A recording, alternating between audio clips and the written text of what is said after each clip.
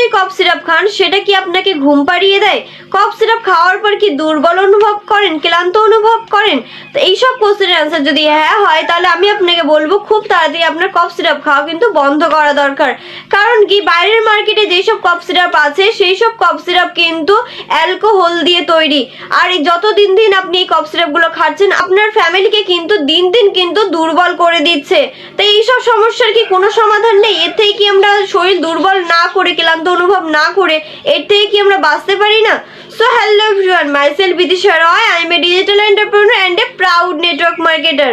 তো আজকের এই ভিডিওতে আমি বলবো যে আপনি আপনার শরীরকে দুর্বল না করে কিভাবে এর থেকে বাঁচতে পারেন।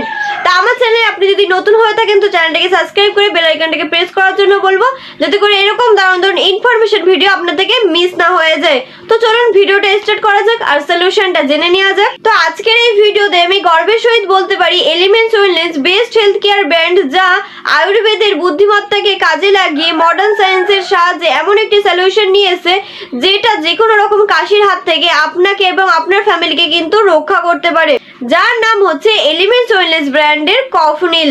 তো এই কফনিলটা কি করে সেটাও আমরা এবার জেনে নিই। কফনিলের বেনিফিট গুলো কি কি? ইমিউনিটি বুস্ট আপ করে, ইমিউনিটিটাকে বাড়ায়, গলার খুসখুসে ভাবটাকে দূর করে, ব্যাকটেরিয়াকে মারে, জমে থাকা কফ শরীর থেকে বাইরে বের করে দেয়, গলা ব্যথা দূর করে।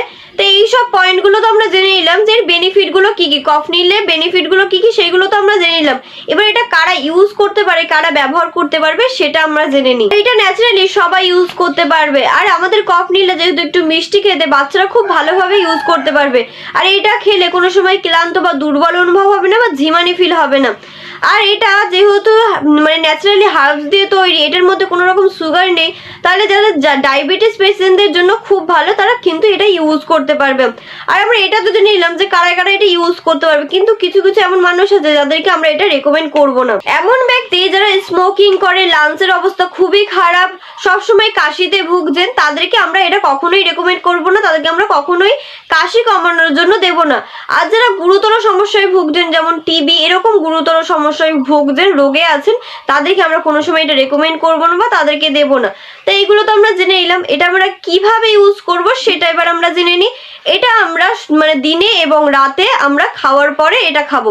আর খুব ভালো রেজাল্ট পেতে গেলে 3 থেকে 4 মাস আমাদেরকে কন্টিনিউয়াসলি খেতে হবে, তাহলে আমরা একটা ভালো রেজাল্ট পেতে পারি। তো আপনি যেখানে ভিডিও লাস্ট পর্যন্ত চলেই এসেছেন, তাহলে আপনার কফনিলের যে বেনিফিট গুলো বা কফনিল খেলে কি কি আপনার কি কি প্রবলেম হাত থেকে আপনি মুক্তি পেতে পারেন সেগুলো আপনি জেনেই গেছেন। তো আর আজকে আপনি যদি আমার চ্যানেলে নতুন হয়ে থাকেন তো চ্যানেলটাকে সাবস্ক্রাইব করে বেল আইকনটাকে প্রেস করার জন্য বলবো, কারণ নেক্সট এই চ্যানেলে দারুণ দারুণ ইনফরমেশন ভিডিও আসতে চলেছে। তা আপনি যদি চ্যানেলটাকে সাবস্ক্রাইব না করেন তাহলে আপনার কাছ থেকে কিন্তু এইসব ইনফরমেশন কিন্তু মিস হয়ে যাবে। তো ভিডিওটা ভালো লেগে থাকলে লাইক, কমেন্ট এবং শেয়ার করতে একদম ভুলবেন না। তো এই ভিডিওটা এই পর্যন্তই, দেখা হচ্ছে নেক্সট ভিডিওতে।